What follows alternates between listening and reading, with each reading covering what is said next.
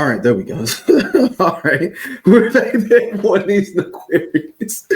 Hey, y'all don't understand. There was some production stuff going on beforehand. Yeah. It was just Daryl being late again, guys. No, this one was egregious though, and I didn't apologize to you because I was knocked out, Chief. Nigga, I was about to go walk the dog. I was like, well, he'll wake up in a second. He'll wake up in a second. He'll see that it's open. And I got to come back into my space to record. So I was going to take the puppy out. I was good in sleep, man. This has been a crazy week. You about to be up all night. Oh, for sure. You know, I'm gonna edit all this stuff up too. I'm gonna have the whole week done tonight. That's why I was like, I need to go grab some clips from my podcast. So I was like, oh, Daryl, you're taking forever. I'm like, I even did a live and nobody was really on live today. I was like, then I realized I was like, oh, people probably getting their kids ready for bed. But also, I think it's just like, yeah, it's a Tuesday. Yeah. Man, how are you? Man, I'm good, man. Everything's been lovely, man. As soon as I better make some announcements and stuff, some cool stuff, going on after everything gets tightened up, that people will be like, dang, you doing that? Yeah, nigga. That's for sure. Yeah. No, I want to say this. If we can pull this off, this will be also what you're talking about. Yeah. But I went to see Babyface Friday. I went by myself. Oh, yes. Tell me what you think. Nigga, I just wanted, I like everybody is like, I can't believe you did. I do stuff by myself. I don't wait for no one. That is how I move through life. And when I tell you I had the best time, and I might have some of the clips up on my story still, but I created a highlight where you can see some of the concert. And it was so good. It was so good. It was so good. It was so good. Like I feel like I'm sounding like Destiny's Child. So good, so good, so good. But it was iconic. The first part of the first half of the show, he performed his hits, and then the second half of the show, he did it like he was trying to run through. He was trying to run through because he still ain't even touched half of his catalog. Woo! It was so good. And then in the backdrop, he has like the songs peaked on the Billboard charts. Yep. And what I would say, what I really loved was like actually the opening montage, like the opening video, because he copies Nicole Kidman in the AMC opener, when that they created post-COVID, like to a T. And it was so good. It was just really good. And I think I just really needed that moment to just kind of breathe and just have a moment to myself and have a moment for myself. And it was just so much fun. And you saw people of all walks of life going to see Babyface. I wish he had better merch, but like if he had a t-shirt with Tender Lover on there with that little bouffant pompadour hair he had, I would have grabbed that up. I would have grabbed that up so fast. But it was just really dope. Like he had so many hits too, you don't realize it. So y'all, listen, let me tell y'all something. Kenneth Edmonds is out there doing choreography. He has a nice little crew of people too. He had a nice little crew of people like working with him. Yeah, and that's what I was gonna say. He has his background singers are younger, so I think that also helps keep put some pep in his step. But he starts doing the choreography for some of Bobby Brown's songs, y'all. And y'all know how I feel about Bobby Brown. Y'all know I love Bobby Brown. Yeah, I thought I was gonna bury Bobby Brown back in the day. But did he have any opener? He didn't have no opener, just him? No openers. And it was just good. It was about an hour away. So I had a good time. And if Babyface is in your city, I'm telling y'all, go see him. Yeah, no, he did awesome, man. I saw him. It was him, Tamia, and El DeBarge. Yeah, I was actually kind of happy that I didn't see him on tour with Anita Baker. You remember that whole debacle? We was following that, because then I realized I was like, yo, like his set would have been like half of this. Sure. So I did it right. And did he do snooze? Oh, I was interested if he had that to his show since he wrote that for SZA. Well, okay, so did he write it with Leon Thomas? Because there was some controversy surrounding that. Or maybe Leon Thomas produced it. Which sidebar, y'all, Leon Thomas is another great album. That Yesterday song. I slept on it for a while. I texted you in the middle of the night after I was listening to it. Like I was sleeping. You did? You sure you didn't ghost text me? Like sleep text me? Because I don't remember that, but I'll double check. Yeah, I texted you. Oh shit, maybe. No, I did because it was like this a few months ago because I was telling you I didn't know who he was. Remember? Okay. Well, I don't remember. I'll check. But it was says Babyface on the credit. It was got him and Leon Thomas on it. So on the credit. Yeah, Leon Thomas is Yes It Is, though that chorus don't make sense. Like when you look at the lyrics, I was like, I swear this is not what this nigga is saying. But whatever. Every time he performs it, like when I tell you, I'm obsessed with that song. I'm obsessed with that song. And every time that he performs it like you would think I would be tired because like, oh, he got performing live. He just did this version live. No, excellent, different. It's dope. Please check it out. But we gotta figure out how to interview Babyface. I say all of this to say, somehow, some way. He doesn't do much, man. He doesn't do much. Doesn't do much. I wonder. I'm trying to figure this out. I'm trying to use my network. I know that I've only seen him do maybe 3 interviews like that were good. Like he just did one with Sean Stockman that was real good from Boys to Men. It's real good. It's real good. I'm wondering. Too. Like I don't know. Like if we like that's what I was like. If we could pull this off. Yeah, I would want to do a show with him. That if we did one with him, I would want to just talk about these random B-side songs he got, or random songs people don't talk to him about. You know what I'm saying? Like everybody wants to talk to him about End of the Road. Like, you know what I'm saying? Actually, no, I don't. I don't. No. I want to understand because he kind of talks about how he on this short show he talks about how he actually started to write music. And he says, like, you know, I was in love with this girl or whatever. And he was in elementary school because he plays the first song that he ever wrote on the tour with his guitar. He talked about how how Melvin, I guess, had bought a guitar home and told him not to touch it. He's like, well, for me, they gave me permission. So I wrote this song for this girl. He said, but he's like, he studied the girl for like a minute. Then he realized, he's like, I realized that she was wearing the same outfit 3 times in 1 week, but whatever, she looked good. But he plays the song and then he says how he always had like a lot of female friends and people thought he was like this ladies' man or whatever, but he was like, I had no game. I didn't know how to talk to women or anything like that. So he's like, I was really friend zoned.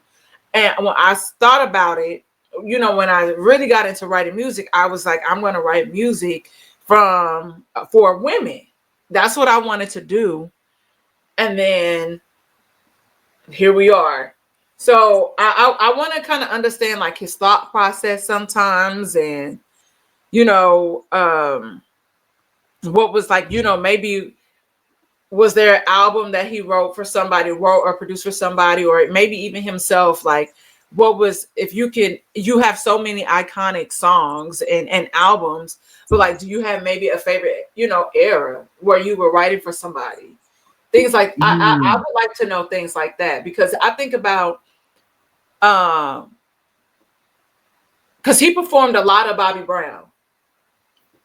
And then like a little bit of Tony, like he did You Mean the World to Me, Breathe Again. And I think it was like, You're Making Me High. And then we forget about TLC because he go in the Red Light Special and Baby, Baby, Baby. So I wonder if there's something that's just like a moment where, you know, it was just like I had so much fun doing this project. See, like I would like talk as they face like, hey man, on 7 Whole Days by Tony Braxton. Did you think about how ridiculous it is that somebody's supposed to be in a relationship with somebody ain't talked to them in 7 whole days for real? Okay, like, so wait, yes. I was going to ask, like about the So it's so funny that you bring that up because that happened to me in real life. See, but see, kids now don't understand that that could have been a real thing, though. That happened to me. You know what I'm saying? Like, you know, I'm missing your whole house calls. You know, I'm rolling out. You know, it wasn't cell phones like that. So let me tell you how I got caught up. And surprisingly, oh, you were the one not called for 7 whole days. No, I was not called for 7 whole days. So when this happened to me, I was in high school, guys. So I'm listening to my big sister, and I was like, this guy I was dating. I hadn't heard from him in 7 whole days. And she was like, that if you ain't heard from him, y'all don't go together no more. So me, as an Aquarius, I'm like, yeah, that makes sense. You're right. I'm moving on with my life. So one of my favorite exes, shout out to Kirk. You dropped the government name on us. Okay. We went to the mall. We went to the Galleria. And I'm with my former best friend at the time. And she's privy clearly to the 7 whole day situation. And she's like, oh my God, there go, I don't give a fuck. She's like, there go Jaren. And I was like, what? And then I like ducked. Knees walk. I try to hide behind the new nigga. And he walked past me, but the nigga had a phone in his hand. So it wasn't because the number I had, that shit was off. But who phoned you? What? You got a new number and you walking past me, eyeing me like, well, bitch, you didn't call me. You didn't. What did he say? So then it's like now, and he with his homeboys, and I'm with this on the. So after it was like really weird, and then like honestly, Kirk took it like oh, what's up, dude? I'm Jared. He's like, oh, what's up? I'm Kirk. You know what I mean? It's like y'all know y'all wasn't gonna fight like over me. You wasn't around. I moved on with my life. Dad, did you get back with him after that? Hell no. Okay. Look, 7 whole days. Shout out to Stacy. Like I might back in them days, people would show up at your crib. Like when the song came out from Tony, women and men, like y'all think, oh, no call, no show. You know, now people like, if you don't talk to me, don't come. No, that wasn't the way things worked back then. People that were friends with you that had no issues with you would just show up at your crib and wait for you. I can see that. Well, you know what? I did. I've done it before where he's like, he get off at 5. He should. I'm here at 5:05. He ain't at home yet. I post up and wait because he should be home by 5:30, or she should be. Yeah, no, I've never. The only time that I've ever done like a pop up or anything, hotly it was Kirk. And by this time, like we're like in college dating, and I couldn't get a hold of him. And I also had a key to his house. But the key came with stipulation, guys. But I was like, something felt like, not right. You're not calling me back. And I'm, like, but sometimes you be on my ass about stuff. So, all of that is like, okay, you likely really doing something. So I go over to his house and I'm like, I can hear music. And I'm like, yo, is this nigga having a party or something? And I put my key in, and then I was like, you know what? No. Knock. Hello. Was he there? Yeah. I told him, was he having a party? Yeah, like it was niggas over there, it was bitches over there. And I was like, oh, what you do? I said, so we not answering phones, so you having secret parties? Yes, I am. Okay. Wrap it up. See, y'all don't know, man. Like, I said, y'all gotta go. I don't advise people to do that anymore, Dom. I don't advise people to do that no more. Well, like popping up on people's house. Well, but back in the day, you could do that. But which is why I didn't put the key in the door. Which is why I knocked. You didn't look through the peephole. Look here, man. I didn't had girls pop up on my crib like that multiple times. So I look, 7 whole days. How about 14 whole days? You and with the cell phone era. Look, Hey, I used to be acting bad, man. Like we can transition a second down, but I was thinking I thought about something horrible, and I only can share it with you. And obviously I listen to this because I'm going to say it. But I was like, dude, I remember when I was like in my grimy, when I'm, free time Daryl. And I remember I used to hear somebody talk about their ex and was like, why they broke up and all that. I was like, you're not gonna do all this shit to you too, right? Or even worse in my mind, I'd be like, damn, you should have stayed with him because I ain't gonna do half that shit. Hey, Mama. 7 days a week. Look, if you can be honest with yourself, when you was acting bad, man. You know when you was like, or women too. When y'all acting bad.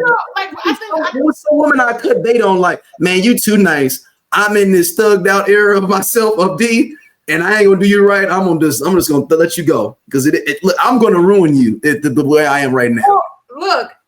I had that compassion. But here's the thing: I'm honest about myself. Just even as an adult, I am very open, honest with men about me, my personality, different traits. On the first date, you don't get a spokesperson. I'm me. This who y'all see on this podcast is what these niggas get. Like it's no. Like I'm trying to be in my damsel in this stress era, but these niggas be stressing me out. So. You know what I mean? So I'll let y'all know how that go. But I always said, like, look, a conversation that I had with somebody that we know. I was like, hey, I think you a swell guy. But it ain't gonna work. I will fuck your life up. And I'm like, and I don't mean like leave you broke or anything like that. I'm a complex human being. I'm not toxic, but I know what I like. And I like to be spoiled. I like certain things. Like I like it. I want it my way. Like the Bachelor. I want it that way. I want it my way. All right. Well, it's a good segue right here to Mr. Kanye West. I'm so sick of this motherfucker. Okay, look at her. I'm tired. Daryl. Can we just go back? Can we go back? So there's 3 issues going on with Kanye right now. We're gonna discuss in this moment.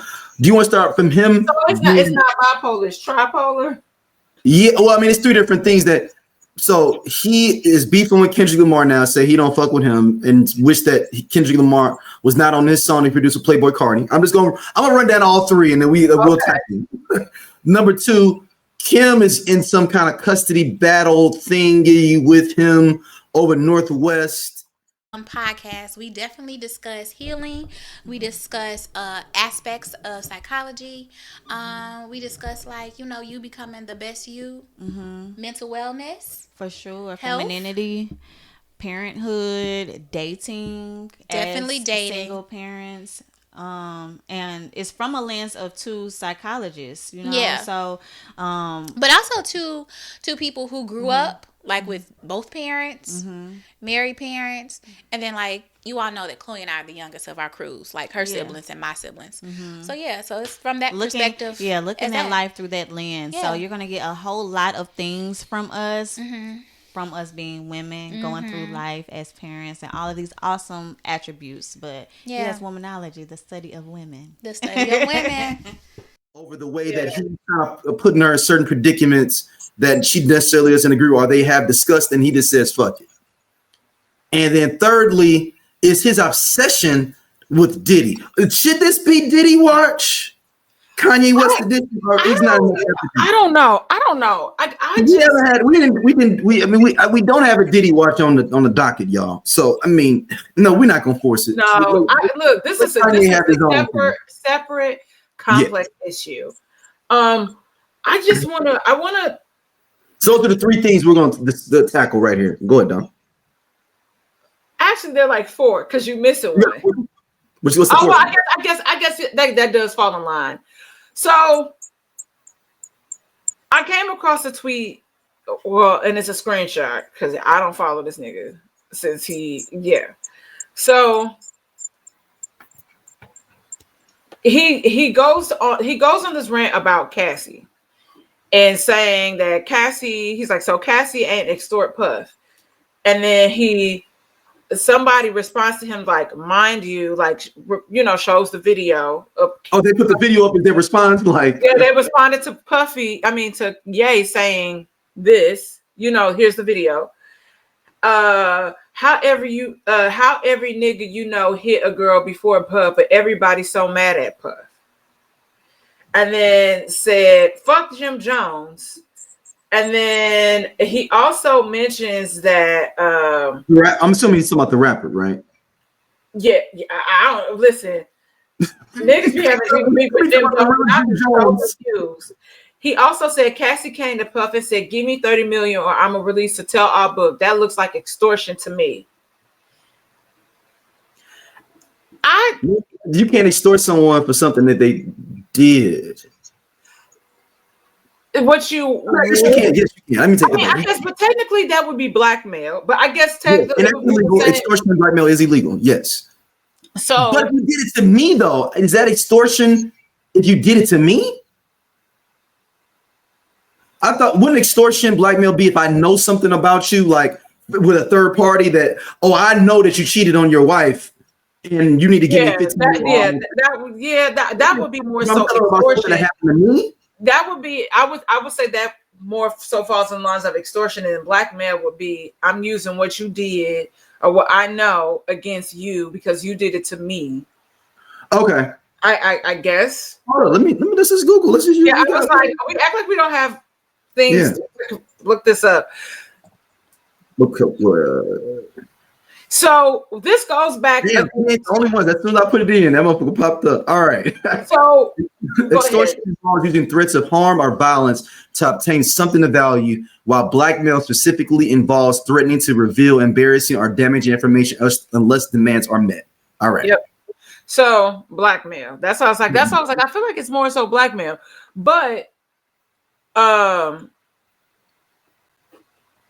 this goes back to what we were talking about when it comes to victim blaming and all these different things, and how society a lot of times spins the situation to make it the person's fault and says that this person did this thing wrong. To be honest, whatever undisclosed amount probably still ain't enough for homegirl's anguish and pain, right? Because even after, you put your hands on me and I was trying to get away from you. Even after that, you still were harassing me. You were doing all these things to me, to my friends, to my family, where it was like even commenting on posts. Like you are harassing me. So you wouldn't let me live. So this is the least that you could do. You know what I mean? And so Kanye West is just always interesting because he's a clown. And he thinks we want to be a part of his circus, and we don't. Like, we are not a part of the show. And it's just really unfortunate. That's why I said, Daryl, can we go back to Kanye West has always just been very chaotic. And I try to watch a little bit of that Genius or a documentary or whatever, and I was like, wow, like this is a guy that either has high functioning ADHD and or autism, and nobody is saying anything about this. His mother is very well aware of this, and so and especially because she's an educator. We spoke about this here before, but it's just frustrating because if I'm the victim of something and a motherfucker that I really like, I know Kanye was, Cassie was in a Kanye video. But I got stuck to the chair. It's plastic. But I think it's just frustrating because people always want to say that it's this person's fault, like it's the victim's fault. We talk about that all the fucking time, and it's just out of pocket, and you inserting yourself in business that don't pay you, my nigga.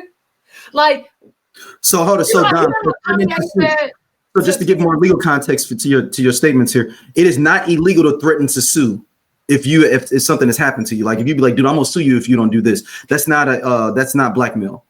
That's not considered blackmail or extortion. Makes sense to me. Like if you're talking about something that actually happened to you, like it's technically not. People do it all the time. I didn't even think about this. Articles like I literally just threaten to sue you all the time. I listen.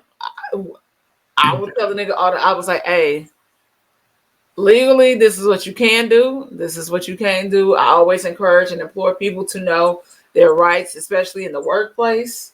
But I think what's frustrating about Kanye West is it's like you always come up and you always be in some shit that only got shit to do with you, bro. Like, go to therapy. Go take your medicine and go heal. I can no longer accept the fact that, oh, well, you know, his mom dead.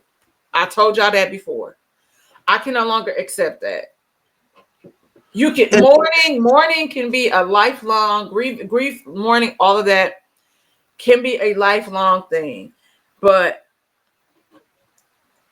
knowing that your mom wants you to be happy and not be out here acting reckless like this. Because I remember one time, you know, after the whole debacle with Taylor Swift, you remember he went on Jimmy Kimmel, and Jimmy Kimmel called him out about that. Like, was like, do you think your mom would be approving of this behavior, like how you're acting? And this nigga started crying.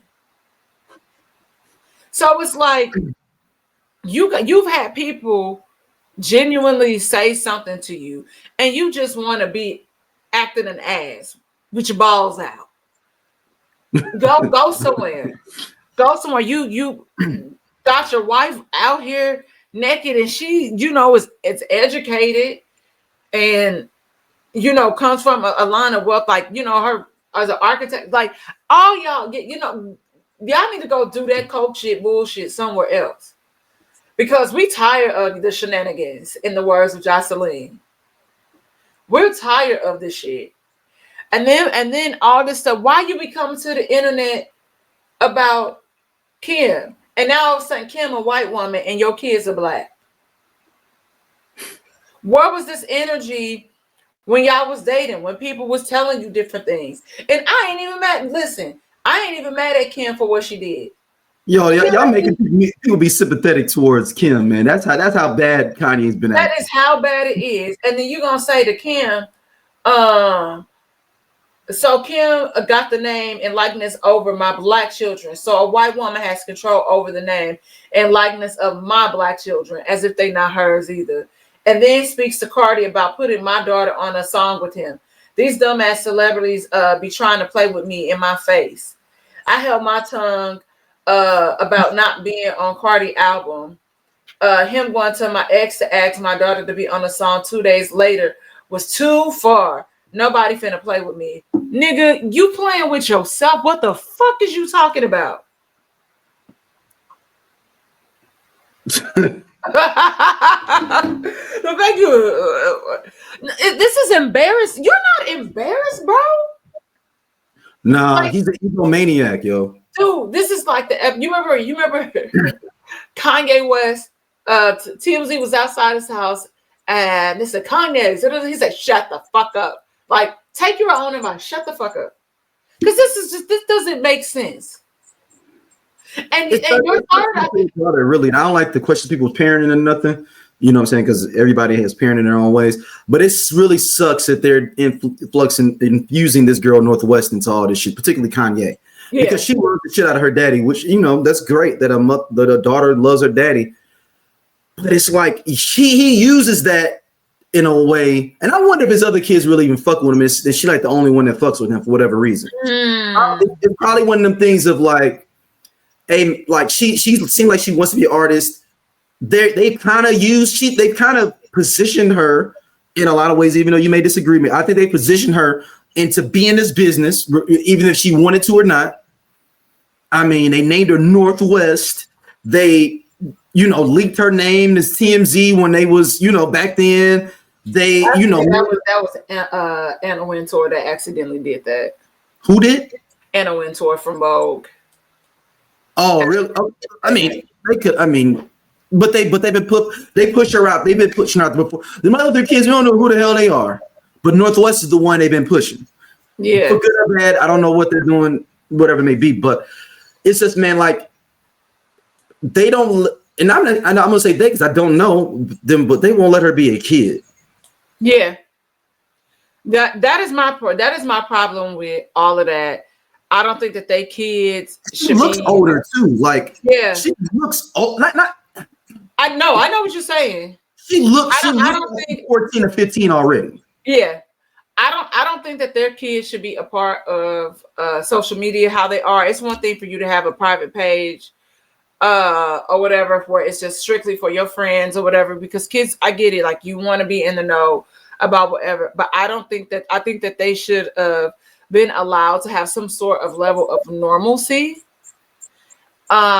Because just even now, like there's these rumors surrounding Courtney's son Mason, where it was like, oh, Mason like had this kid, like, you know, and he's like 50, like maybe like 15 years old, 15 or 16, if I'm not mistaken. I don't remember how old Mason is, but they were saying that he has a kid. Like, so there's things I'm like, these kids should not have access to the internet like this in this capacity. And I think that the world, especially the times that we live in, forces kids to grow up, especially Black kids, really quick, and allowing a kid to just be themselves, you know. And I was speaking about that the other day to my sister, you know, and my mom about, you know, kind of how we grew up. And I was like, it was certain shit that was happening in 8th grade that I had no clue about, and honestly didn't care to have any wherewithal about. I just put down my Barbie dolls. Like, I just really stopped playing with Barbies in the 8th grade. And I wouldn't want it any other way, you know, going back to the Backstreet Boys, like going to see Backstreet Boys in concert, you know, things like that at that age. And it's just really weird to me that, like, yeah, we feel for Kim, and like, and I'm not mad at her for copywriting, you know, like buying, you know, having the rights, copywriting all this stuff, trademarking her kids' names. And, you know, if she's going to give it to them when they turn 18, so nobody else has the, you know, their names or whatever. If that's what smart business people do, that's what fucking Left Eye did for like Lil' Kim and all of them, and went and bought the, you know, the website names and domains and all of that stuff and gave it to them. So I'm not mad at stuff like that, but I'm just, you know, this is all, you know, a trickle down effect of the life that they want to live, of the rich and famous. And you got Kim embroiled in a lot of shit right now, you know, kind of, you know, showing up as this Trump supporter. And a lot of people are calling for a boycott of her, you know, her and her different businesses. What did she do? What'd she do? You know, there was something about Kim and Skims. Hold on, let me pull it up. Kim.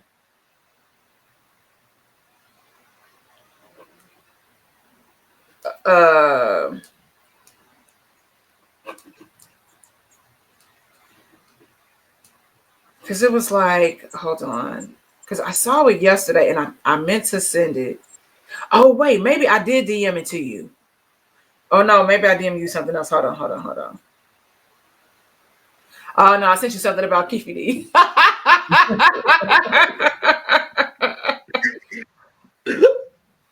But it was like, it was something about, hold on, Kim. Let me find it.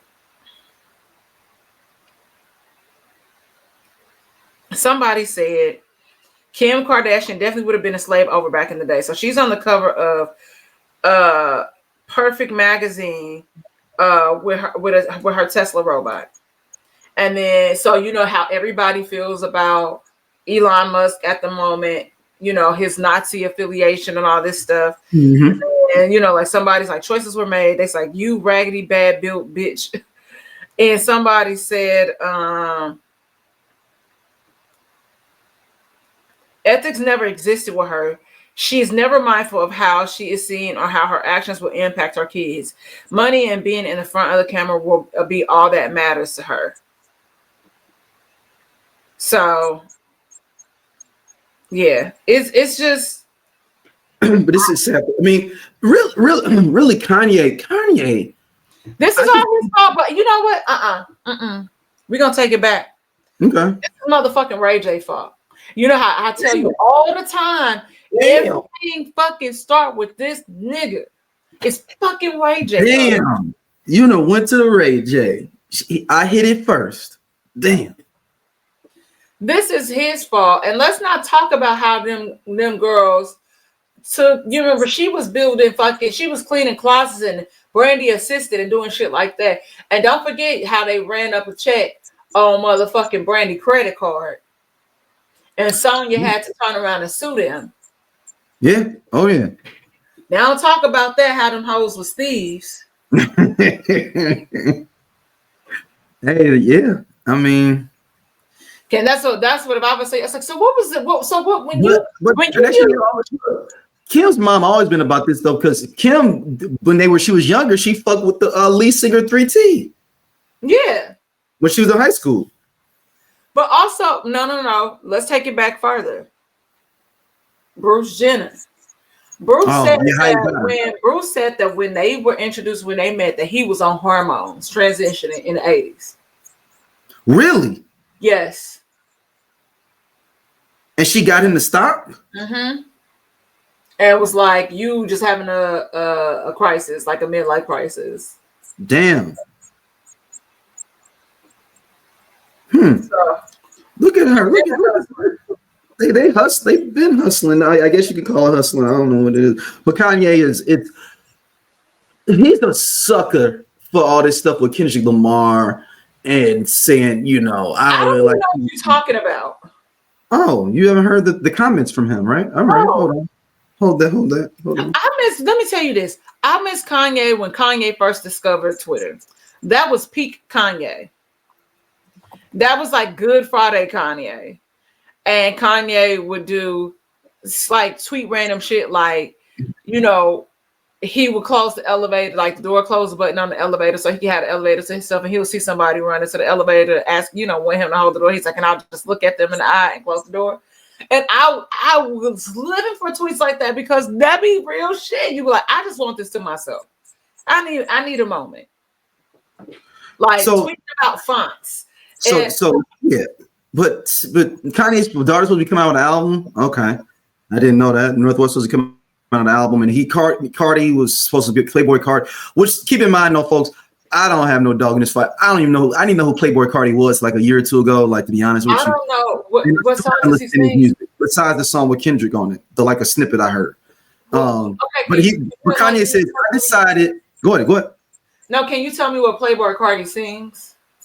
No, I can't. Oh, okay. I can't. I don't know one song. Okay. So this is Kanye's tweets. I decided North, because he's mad that I guess Playboy Cardi did something. So I decided North won't be doing any song with Cardi. And how it looked for me to get left on the album, and then he asked Kim to have vocals for my daughter. I don't give a fuck about none of his industry shit and how it's skim line in the first place. And I don't give a fuck what no comments. The man has the first and final say over his kids. I held my tongue of not being on the Cardi album. Him going to my ex to ask my daughter to be on the song 2 days later was too far. Nobody finna play with me. Then it continues. I hated Not Like Us. Then he goes, can you please come diss me on behalf of Lucian Grange? Please. Then he goes, nobody get a pass. I was part of so many of these niggas' success, and a lot of niggas let the Jews control them. Pusha T talking about he don't agree with my political opinions. Bro, I hate all these niggas that I sat and chopped songs for. TV ain't have to use the hate speech. Every nigga in the industry is a slave to this. I'm not gonna use that word, the F word, with that is we know. this rhyme with maggot. As Jewish industry, everyone, do your fucking diss songs or pull up. I don't need to be condoned. Dig at Cardi.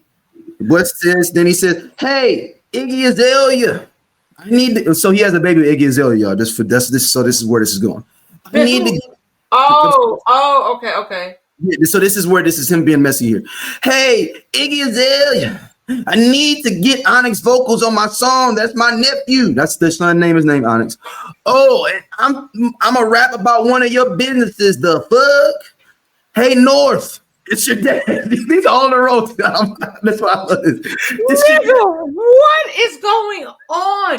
Please, somebody. You gotta ride this out, dog. You gotta ride these tweets out. Hold on. Hey, North. It's your dad. I'm changing my voice because he's getting more upset like through these tweets. This is my Kanye talking as a dad. It's your dad. Gave me the biggest song and co-signed, and I left him off my album because of his tweets. Oh, but North, you my niece. I gotta use your vocals.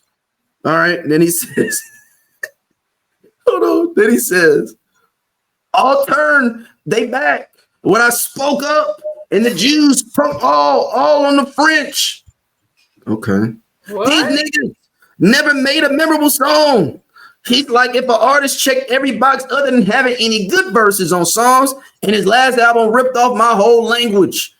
He is mentioning Tyler, Creator there, ladies and gentlemen. Then he talks about Future and Metro Boomin.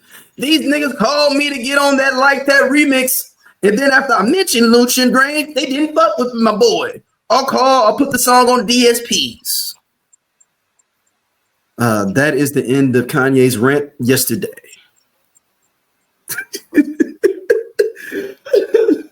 It's so you don't even know what you mad about, bro. Like that's the funny that like you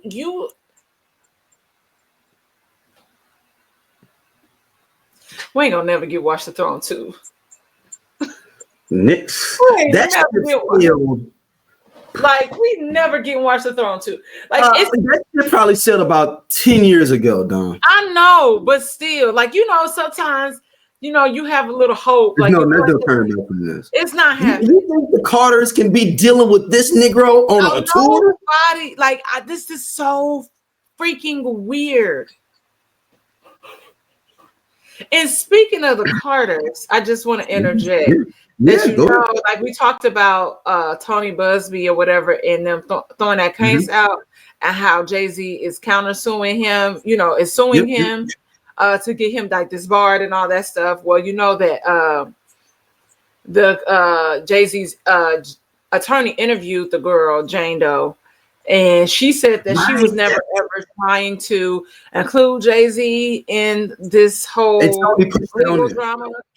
I'm Doja. They sleep. Yeah, we part of Just Posted Podcast, man. The best show on this network. Come on, check, though. Seriously, man. Just Posted. It's just me and Doja sitting back talking about what the fuck going on in the world and the streets. We said labor of love. He said labor of love. I ain't say that shit. Shout out to everybody coming to watch though, man. We really appreciate y'all. Holla at y'all later. Hey man, this nigga just tall for no reason. I'm gone. And he do regular jobs. Don't forget that.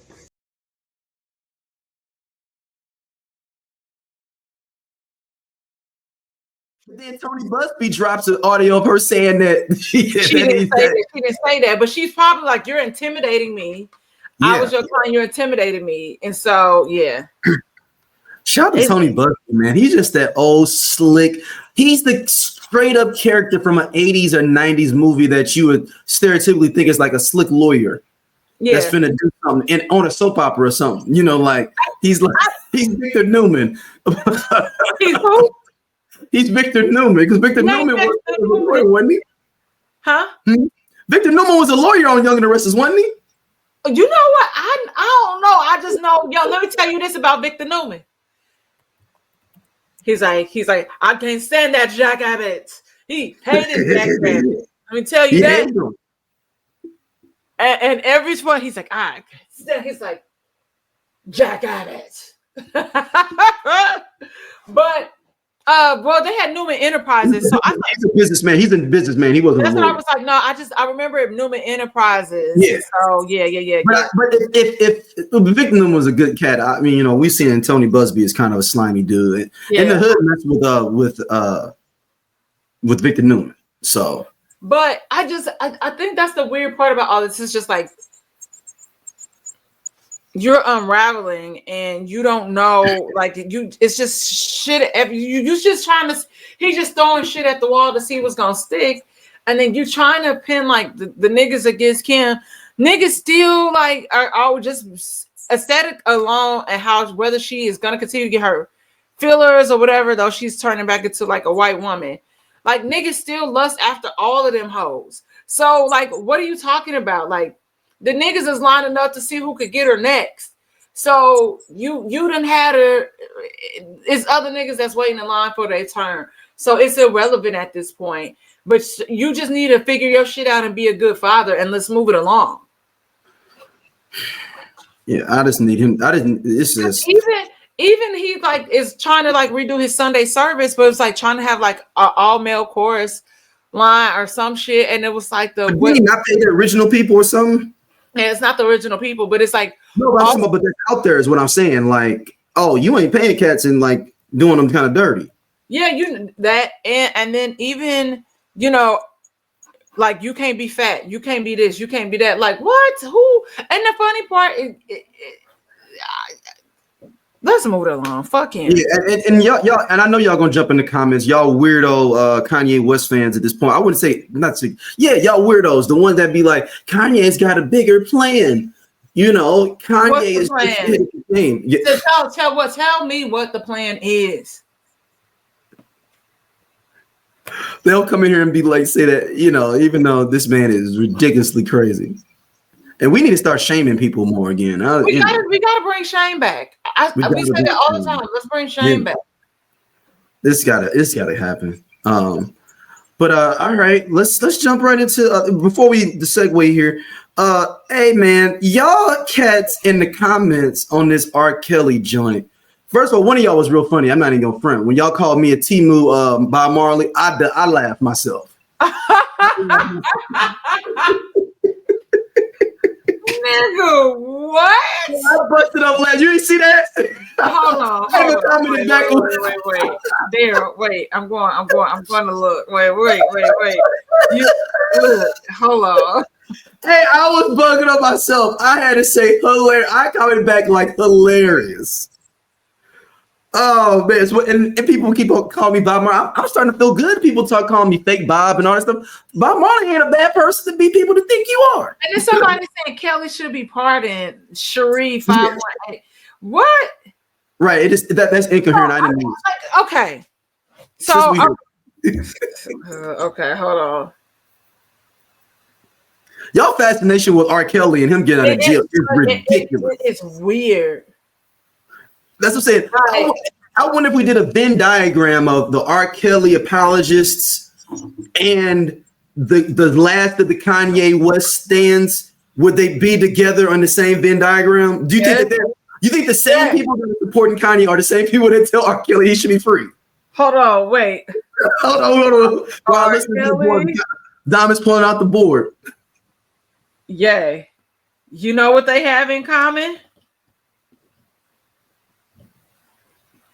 I mean, they're from Chicago. They're both from Chicago. They both have delusion. Oh shit, my blur. But that's what overlaps. Delusion.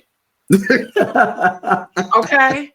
That is where they overlap on the Venn diagram. Delusion.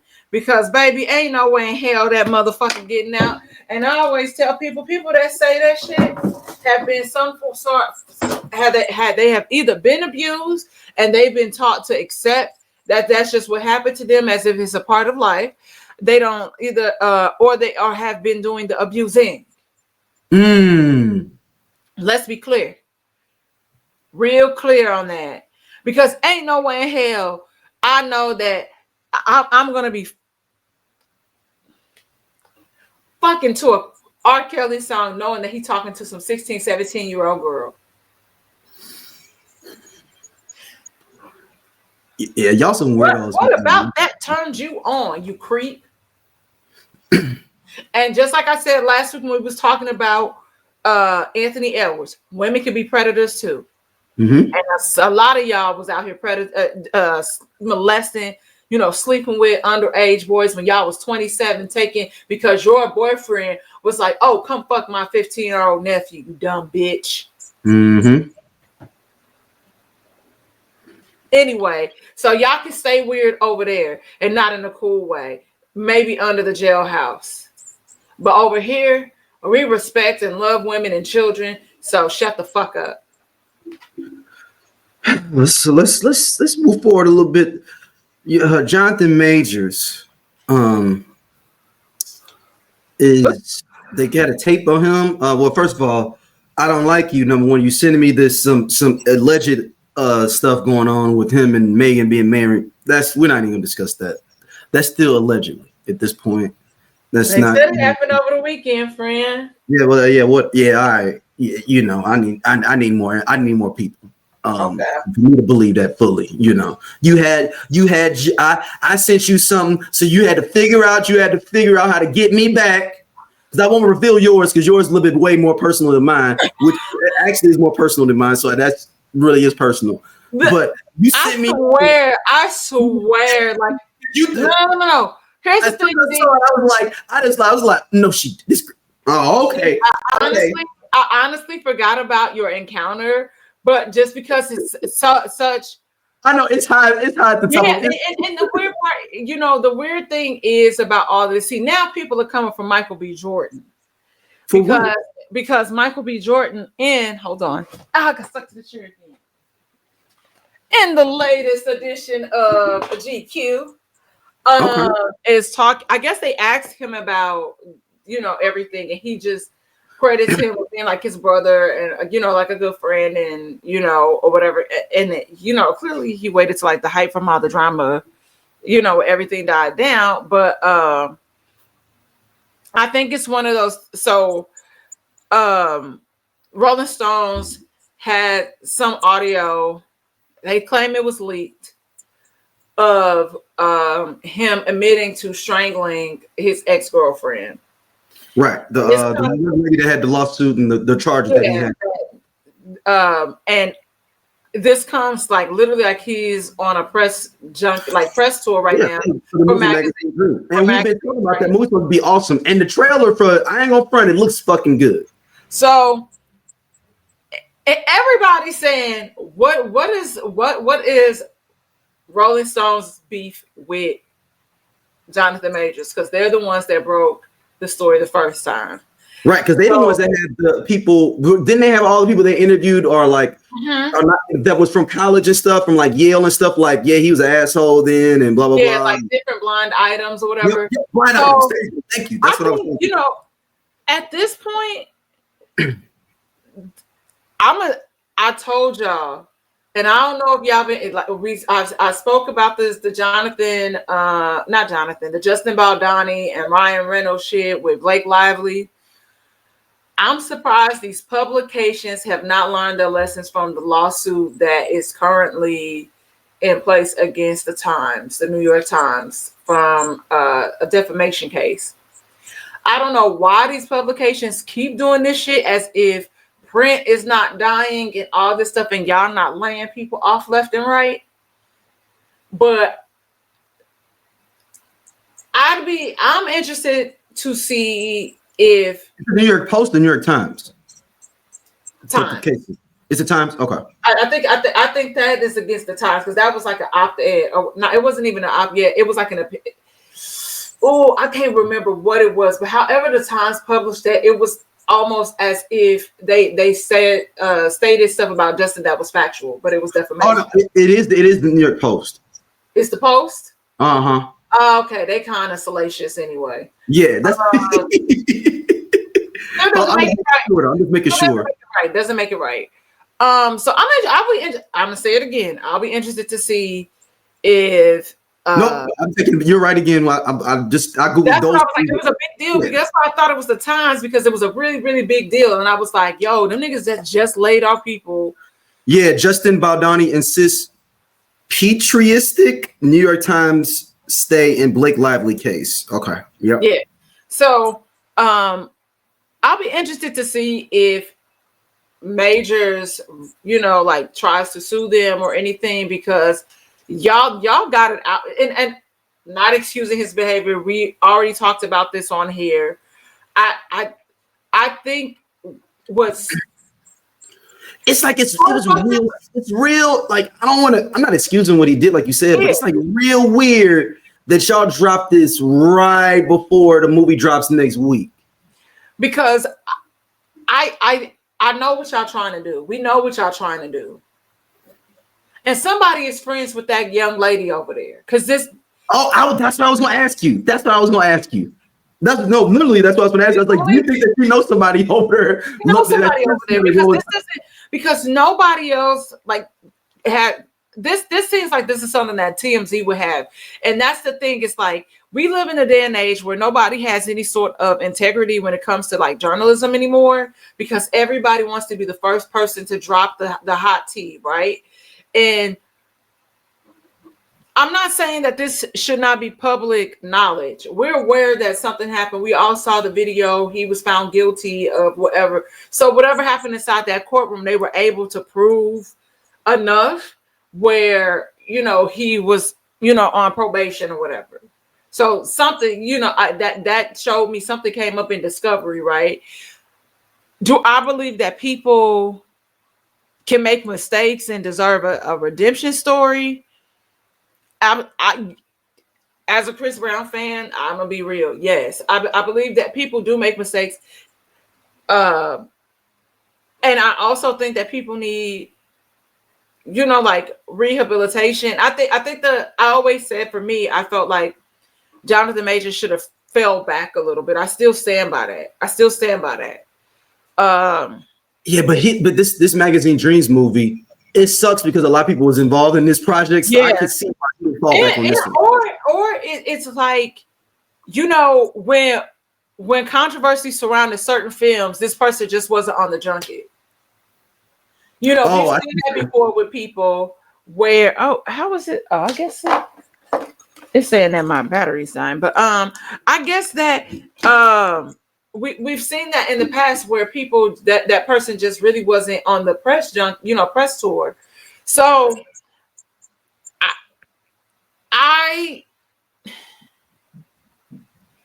the Jonathan Majors things is interesting because I see so much interesting discourse surrounding him, and for people that look like us, that it just seemed like they have always just kind of wanted this man to lose. Yeah. And I know that sounds crazy considering and given what we just spoke about when it comes to, these weird Kanye fans and R. Kelly, right? But a lot of the stuff that I hear people say, it ain't surprisingly from the Anglos, it is from the Negroes. And I don't know if that, I wonder where that stems from. And part of me feels like because he's not a stereotypical sex symbol, because he comes across a little desperate and corny, and they feel like, well, he was dating white women, strictly dating white women before he got with Megan Good. And so you using Megan Good as this prop for your redemption story for people to gravitate towards you, where we don't believe this, we think this is all just press. Like this is to repair his image. And once he's back in good graces, he'll probably leave her for a white woman. Ooh, so you think that's a deeper... that is, I'm telling you, I wonder if that is the case. And I have seen a little bit of discourse around that. Could be. It could be. I just know that, man. And then the whole situation is messed up. Like it's interesting because it's not like I just where we're used to people kind of just like I said, remove themselves from the spotlight. Jonathan Majors has been very adamant and very pressed in the spotlight, and I just and it, like, going back to your original statement about Rolling Stone with the friend. I looked up here. This tape was released to Rolling Stone exclusively. Mm-hmm.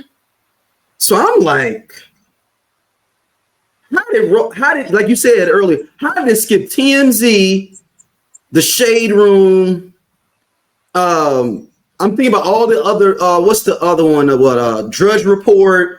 I'm thinking of all those other Reuters. I'm thinking about it, even not even necessarily just from gossip standpoint. I'm thinking from like Voltron. I'm talking about respectable places. Yeah, CNN. that's like the Times, LA Times, New York Times, like all of these publications, and this is where you went. This is why I was like, this sounds like somebody's friend over there. Yeah, you're right. Somebody. It's just like, we got something for his ass. What is her name? The young lady that he was that he assaulted. And what if it's AI?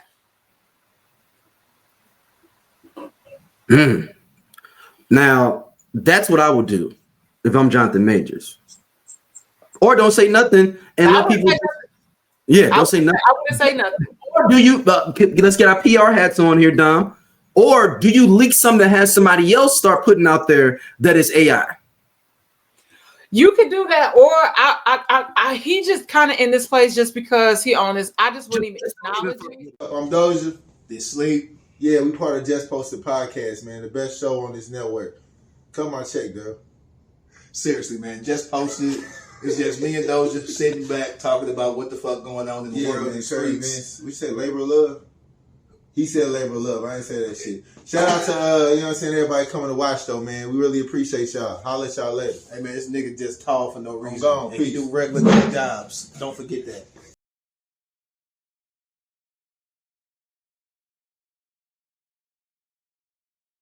Don't even. Yeah, and honestly, if I was the person like over publicity, I honestly kind of would pull him. I would pull him from the press tour, because I mean, and a lot of the clips that we're likely seeing are like it is gonna just be journalists coming in and out the room. I don't know if they're gonna do screeners or anything for this. Though they were coming through, they got to under control most of these push junkets. Yeah, for the most part, but then you get people that kind of slide off the rails a little bit. But I think that he should. I think he kind of got to just chill. I think I wouldn't even acknowledge it or quietly do something, just because to me that's weird. It's weirdo. So. Let's jump into we said we weren't going to talk about Trump and all those different things, but some of these few stories that have been coming out, I want to play this video first that we did not play on the last show with interesting take on the administration right now and what's going on with everything. American democracy under threat because of this stuff. Under threat? Does it exist, Mark? I don't think it exists. It's a veneer. It's the end of the Roman Empire. You have the symbols, the iconography, and the language of a democracy, but internally, corporations and oligarchs have seized all of the levers of power. I looked at this election as a battle between corporatists and oligarchs. Corporatists, the Democrats, they want something very different from oligarchs.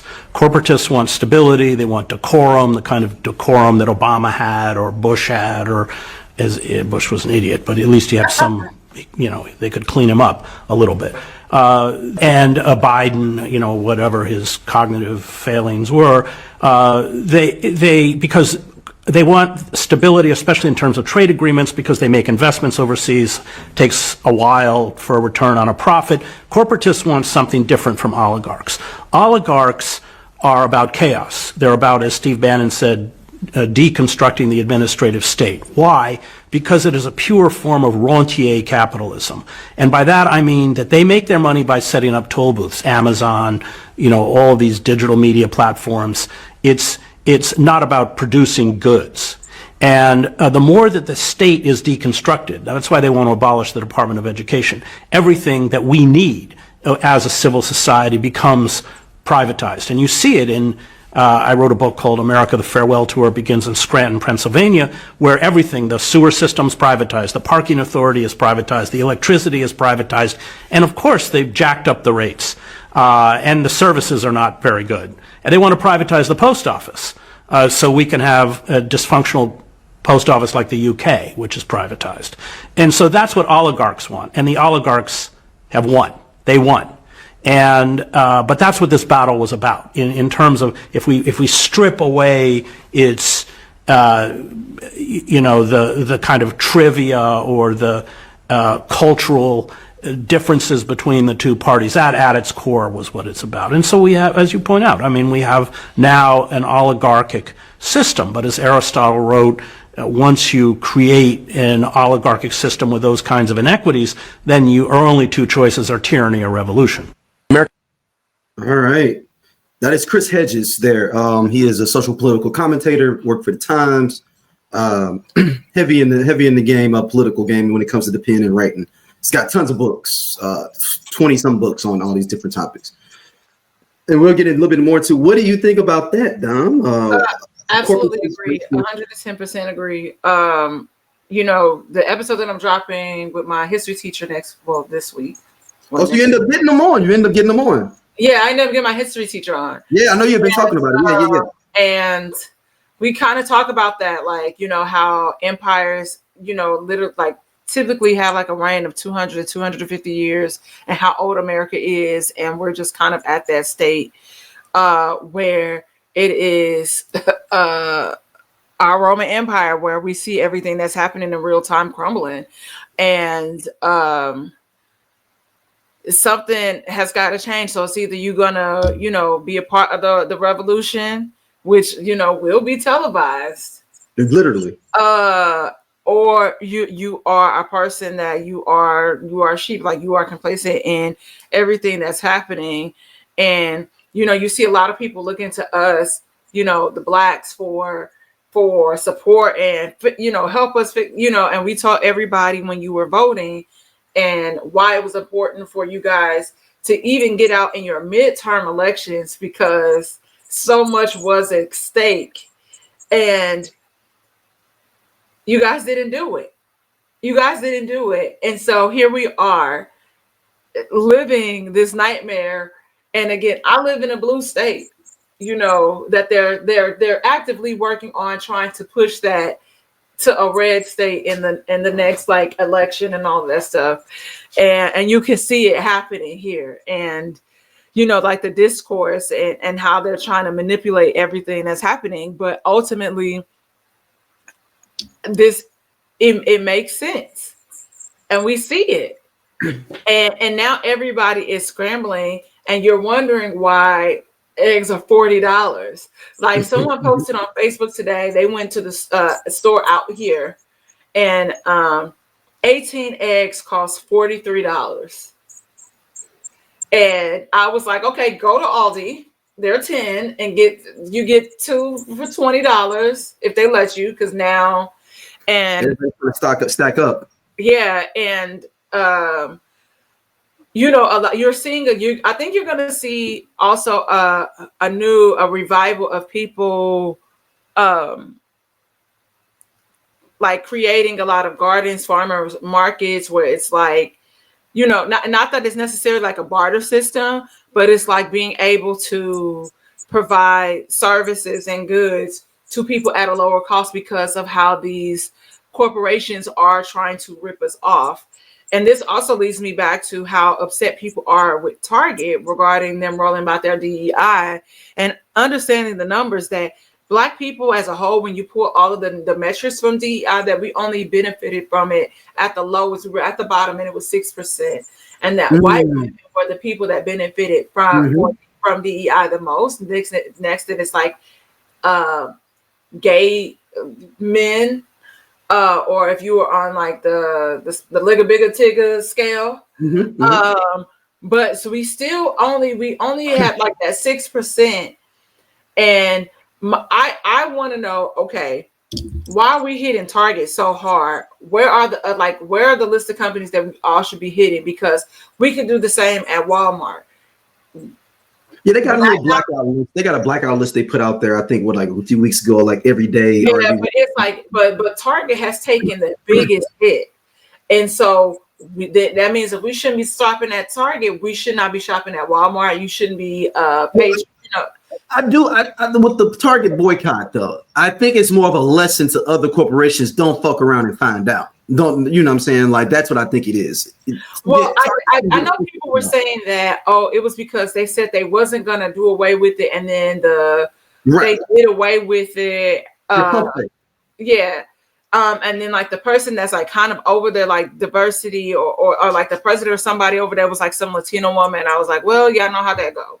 But so I don't know if that's because like even Morgan Stanley has like now scaled back when they initially promised to keep their DEI. What am I trying to say? Their DEI sector in place, and they have just scaled back from it. So it's just interesting to see. But I'm like, okay, if we're this powerful, and trust me, it's just not Black dollars that are not shopping at Target. There were other people that were upset about, and offended by it as well. So I'm like, can we do this in other sectors? Okay, so now we going to Costco. Are we going, are we doing like where we're pulling our money out of Walmart? Because, you know what I mean? Like, but I think ultimately, like, it's just weird. What's interesting is I think what you're saying that, even if we talk about what Chris Hedges said in the clip there, I wonder if we asked him, would he say that there's a no-win situation in that because they have either the corporates have it or the oligarchies have it, where they got you by the balls basically when it comes to this capitalistic thing. And that I know I have I mean I'm a socio I guess a socio-capitalist, within my kind of thought process. But it's what I'm getting to is my point is basically is what us saying, yeah, we're boycotting this, but when they're supporting this, do we just shift basically the game, the winners of the game to this other person that can then have dominion over us as people to them now is what I'm saying, because somebody got to be able to get the bag is what I'm saying because of the way the system's set up. So is there any way that we could just, I guess the only way would be going back to, like you said, farmer markets, things like that, to basically take all the money out of the corporate system, period. But the game is set up so much within the corporatization or even in it for these oligarchs, we don't even have a system to be able to provide services like that outside the system. Yeah. It's like you're damned if you don't, almost, it feels like, to a certain extent. So, which leads me to a post also, like I said, like I want, and we spoke about this before, how we see other countries, like in Europe and stuff, kind of revolutionize and fight against their government systems when they try to put different things in play. They will go and bomb shit. They'll blow shit up out there. But today, the Trump administration removed a federal ban on segregated facilities for government contractors. So what this means is the change comes from the General Services Administration following Trump's execution order on diversity, equity, and inclusion. It repeals part of the 1965 rule signed by President Lyndon B. Johnson that ensures federal contractors could not operate segregated facilities based on race, gender, or religion. While federal and state laws, including the Civil Rights Act of 1964, still prohibit segregation, legal experts say that this rollback is significant because it weakens enforcement at the contract level. Several federal agencies, including the Department of Defense and Homeland Security, have already begun implementing changes. So I've been seeing discourse actually for a while prior to this surrounding conversation around segregation. What if DOC never got into that car accident? What if Ice Cube didn't leave NWA? What if the Game never leaves G-Unit? What if Teddy Riley never moves to Virginia? What if we got that J. Cole and Kendrick album? What if the RZA would have never had that flood? How would the hip-hop world sound today? Welcome to Hip Hop What Is, the podcast where we dive into the biggest what could have beens in hip-hop history. From iconic album delays to game-changing partnerships that never happened. We reimagine the culture we love and explore its alternative paths. And you are now at Hip Hop What Is. Low-key segregation was the worst thing that ever happened to Black people. Mm-hmm. Like desegregation. Desegregation, yeah. That's what I was like, desegregation. I'm sorry. And I think about desegregation in the sense of being a product of the deseg program. I was just talking to Dip about this and saying that aloud, and we were Dip, man, and 314 Day, all them people that did that too. Shout out to them. You know, as recent as 2001 being a part of the DSA program. And he said that, I was like, I know they had kind of dismantled that program, but he said in certain areas where they still have, in certain counties still do it. Yeah, that was me that told you that. It was? Okay, I don't know. I feel like it was, he talked about it too, so he said the same thing. So I'm having a conversation. But anyway, and I'm seeing more and more people say this, that was kind of like, because that was peak Blackness. And so I was before we wrap up, I'd be interested in getting your take on. It's yes and no, man, because I battle with it in my kind of complex with it, because overall desegregation did not benefit the average Black person as much. I feel like maybe for the people that had a little bit of bread, it did more. But the trick bag about it all is, and this is something I just came up with and thinking about, and you could tell me if it's crazy or not. America is, and I know racism is paramount in our culture, but that money is even bigger necessarily. And I wonder if capitalism capitalism could not have segregation because that's stopping money, if that makes sense. Yeah. It was going to be bound to happen that segregation had to stop because capitalism wanted to get all the money. Why am I limiting my money just to these 40-50% of the population? It's another 30-40% of the population, and maybe 20-30% of them got real money, and they can come out here and buy all the stuff up too.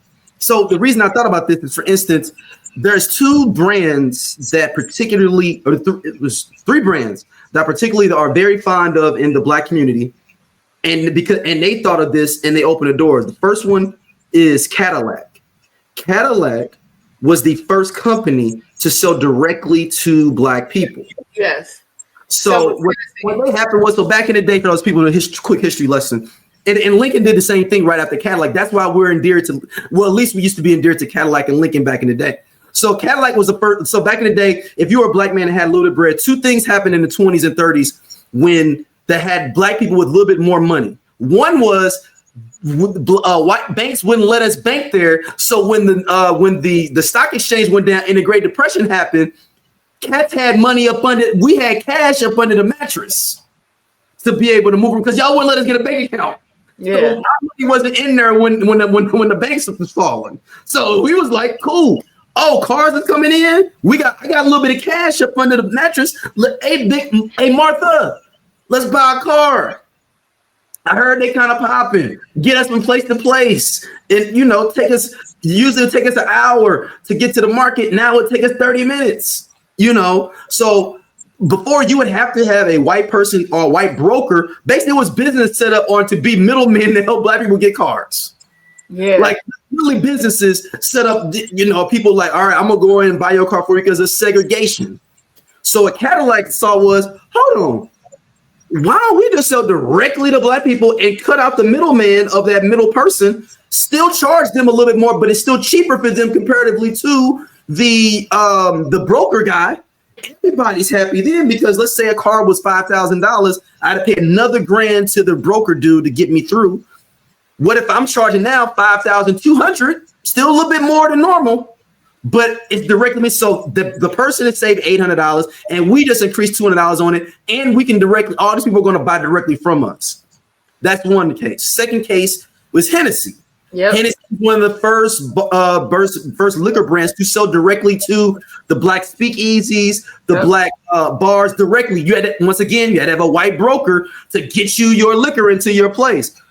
They the first one, so yeah, we got all we got is Hennessy at the Zodiac Lounge now in the 40s. That's all we selling, because I can get that directly from the distributor. Yep, it's Hennessy. So that's why I was saying I wonder if capitalism would have been boxed in where we could have stayed segregated, because money gonna be money. And there's no open-ended question. That's an open-ended thought process. I mean, I'm not saying it's wrong, but money gonna be money. It's what I'm saying. Like, I know we have this dream, this idea and dream aspect of it within our community that would be, in which we could have done more to hold that within our community for sure when it comes to them dollars. But them dollars is going to be dollaring. Yep. And we didn't have a structure enough. I mean, we believe, I know we look at Black Wall Street and other communities like that, about how the money was able to exchange hands within the community. I think it was like 6-7 times before it left the community in Black Wall Street. And it would take like 15-20 minutes. Right, 15-20 minutes, because we don't have any structure within the neighborhoods. But my question about that always is, would capitalism be capitalism, and would it took them stores out regardless to get that money that's coming from our neighborhoods, segregation or not? Yeah. Money gonna be money, and is what I'm saying. They're gonna figure out a way. And they're going to figure out a way to get in regardless of what you do, unless there is some type of revolution to a certain extent. And I know, like I said, yes, we could control our money more. We could have did better with this process. But like I said, money going to be money. And maybe it would have went another way. What is it like when they say water doesn't evaporate? It just moves until it can get into a crack. Yeah. That's capitalism. That's how you got to look at capitalism. Capitalism is water. Yeah, like it's gonna find a way in. They say, well, when you have water in your house, it's gonna find a way to get through a crack if you don't have them in. Yeah. So we have to be ironcladly set up. And I think we also dramatize sometimes how other communities are within their own communities as well, because we've never lived in a Jewish community fully to know. We know the things that we know anecdotally and things that we know from the outside, a little bit statistics, but Bernie Madoff got all their bread because of that. Because of them, I only trust my Jewish financial advisor. It's all about people looking like you, like, oh yeah, I'm gonna vote Bernie, and he got away with $500 million. Mm-hmm. And I was reading an article before, Dom, and I know I'm on my speaker box, but man, there's so many people that have been duped by money, that's got money, that don't even talk about it, because they scared of like the way it looks of that I'm this big millionaire and somebody got me for 10 mil, but they don't talk about it. Yep. We wear too much about stuff on our sleeves. That's just what it is. And that's how people know our stuff though. And that's a good and a bad thing, because we can have a dialogue with ourselves and correct ourselves. But at the same time, we can't also think that them cats is doing it better than us necessarily just because we don't know. We don't know that you lost 10 mil. That's facts. We don't know. Look, Bernie Madoff got all these cats money, and look, everybody wanted to be down with him. Everybody. Anybody can be got. Money don't be money, and it's my point. That's this segment. Money don't be money. I know we don't make no money. Money don't be money. And what me say? And if I ever go broke, I'ma take your money. Look. What was the one dude? This where the money reside? What's the dude? Was in the car commercial? Yeah, the rail. Where the money reside? Where the money reside? That's seriously. That's it. Money is gonna be money. It always is. Yeah. Look at any of our businesses, and unless you're able to protect it money wise, there's corporation. We don't talk about all the corporations that took out the mom and pop white stores, the mom and pop Indian stores, Asian stores, all those other stores, and their communities as well. It wasn't just ours that the money started moneying on. Hey, listen, I be telling y'all about King of the Hill. Watch King of the Hill. Because it happened. They was ahead of their time, but they talk about that. They talk about all of that. We just have it, and it's a part of the system that we never got to really have it like that. And that's part of a lot of issues when it comes to a lot of things is we ain't never had it within a community where we was like comfortable, and we've always been targeted as people in this country that we romanticize what everybody else is doing so much to a detriment sometimes. Yeah, that's right. Up too, like everybody Jewish just got 100 million in the bank. Yeah. Of course, that's being dramatic, y'all. But that's the way sometimes we act. Or every Indian has a doctor in their family, or every Asian has just got all this stuff going on, and they getting the FOMO right now. The Asian brothers and sisters that wanted to go against affirmative action, they thought they want to get the black folks up out of all these schools. Black folks' numbers ain't changed, but you know whose numbers did change? Black folks still going to Duke at 6%, still going to Yale at 5, 6%, 7%. Our number ain't changed. Baby. You want to know who did? Everybody else's. Yep. And I'm sorry, y'all be finding a business that don't pay y'all. And look, y'all busy being racist. We used to being oppressed. Are you? We've always been ingenuous ways to get around. We always figured out a hookup to get around, something to do this.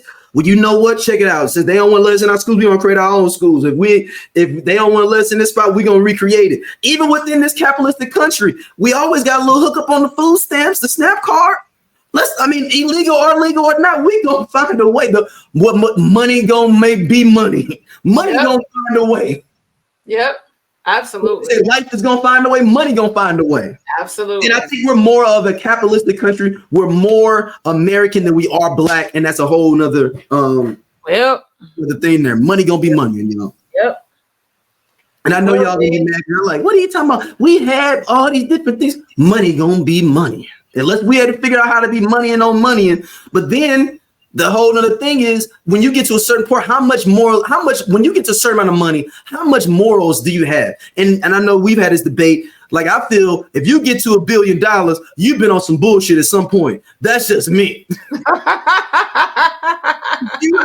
I just feel like you got to have, and I know Beyonce is the beehive don't come at me. Beyonce been on some bullshit at some point. She a billionaire. I'm sorry, y'all. That's their network combined. That's their network combined. That ain't just hers. Oh, okay. But if you had $1 billion, and if it's $1 billion next to your name, listen, she married a drug dealer. You know they on some bullshit, okay? Like, let's keep it a buck. Like,